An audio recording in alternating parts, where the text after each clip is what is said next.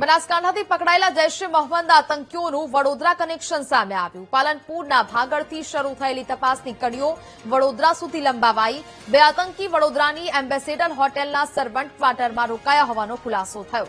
આતંકી અહમદ ગાજીવાલા અને ઇબ્રાહીમ ગઘા રોકાયા હતા વડોદરામાં। વડોદરા રેલવે સ્ટેશન નજીક કાશ્મીરી આતંકી સાથે જૈશ-એ મોહમ્મદની ગુપ્ત બેઠક યોજાઈ હતી। સોશિયલ મીડિયા પર કટ્ટરપંથી સાહિત્ય અને વિડીયો શેર કરતા હોવાનું સામે આવ્યું।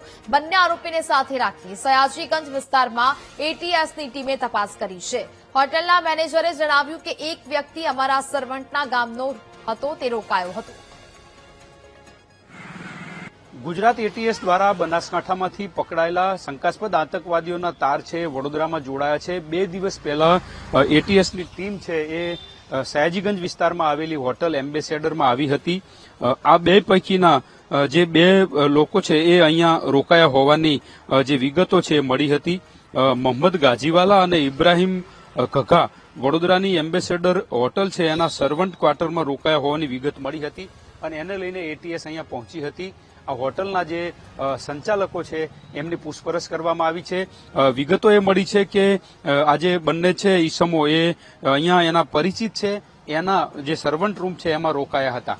હાલ તો આના જે ઓનર છે કહી રહ્યા છે કે માત્ર 1 દિવસ માટે એ અહીંયા રોકાયા હતા, બીજી કોઈ જ પ્રવૃત્તિ કરી નથી, અમે એને ઓળખતા પણ નથી। પરંતુ જે રીતે એટીએસ એક પછી એક જે તાર મેળવી રહી છે અને આરોપીઓ સોશિયલ મીડિયા પર કટ્ટરપંથી સાહિત્ય અને વિડીયો શેર કરતા હોવાની વિગતો પણ બહાર આવી હતી અને એને લઈને એટીએસે વડોદરાની હોટલ એમ્બેસેડરમાં પણ તપાસ કરી, પૂછપરછ કરી કે આ બંને આરોપીઓ અહીંયા કેમ આવ્યા હતા અને એમને અહીંયા શું પ્રવૃત્તિ કરી હતી, એને લઈને અત્યારે એટીએસ તપાસ કરી રહી છે। પરંતુ ઉત્તર ગુજરાતમાંથી જે આતંકીઓના તાર છે મધ્ય ગુજરાતમાં પણ જોડાયા છે અને વડોદરાની એમ્બેસેડર હોટલમાં રોકાયા હોવાની વિગતો પણ મળી છે અને એને લઈને જ એટીએસ દ્વારા પણ અહીંયા તપાસ કરવામાં આવી હતી।